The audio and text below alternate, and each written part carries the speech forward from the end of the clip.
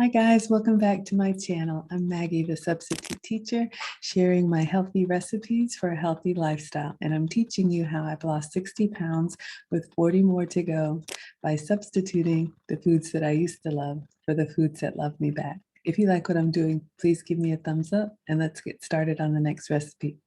All right, so I made a brownie brittle. This was so yummy and really simple. So let's take a look at the ingredients. All you need is your powdered sweetener. I'm using the Swerve confectioner sweetener. You'll need some chocolate chips. These are optional, but I have the Lancanto sugar-free chocolate chips sweetened with monk fruit. What you really need is the chocolate unsweetened cocoa powder. So I have the Nestle Toll House cocoa powder here and a couple eggs. So once you get your ingredients together, the only tools that you'll need some parchment paper, a measuring cup, half a cup and a full cup.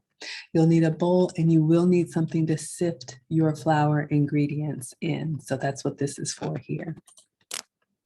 All right, so the first thing you want to do is you want to get your cup of sweetener and you're going to sift it through the strainer here to make sure you can see all of the sweetener that lays at the bottom is a really fine grain.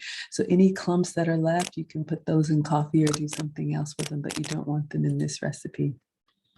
So once we've sifted our sweetener, the next thing we do is we add our cocoa powder to the sweetener, sifting the same technique. So you want to go ahead and get all little clumps out and make sure you have a combination of 2 fine powders.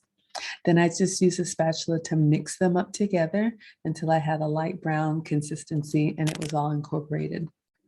Next, you add 2 eggs and then you're mixing it up, and that's basically your batter.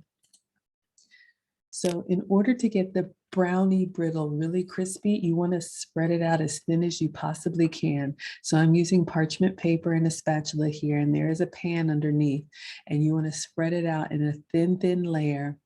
At this point, you can be done and go ahead and bake it, but I did add some chocolate chips to the top of it.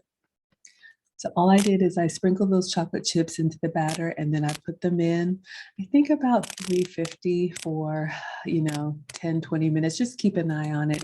When it's done, it's going to come out looking really craggly like this, but this is what you want. So you want it to be able to snap apart. And you can see here after I've let it cool, literally I just got little chunks of it off. You can crumble this over frozen yogurt or in yogurt. I made little sandwiches with mine. Think of like a whoopie sandwich with whipped cream in the middle. So you can do so many things with it, or just break it apart and put it in the fridge like I did, so that when you have that sweet tooth, you have a nice piece of your own homemade chocolate brownie brittle that you can enjoy at any time.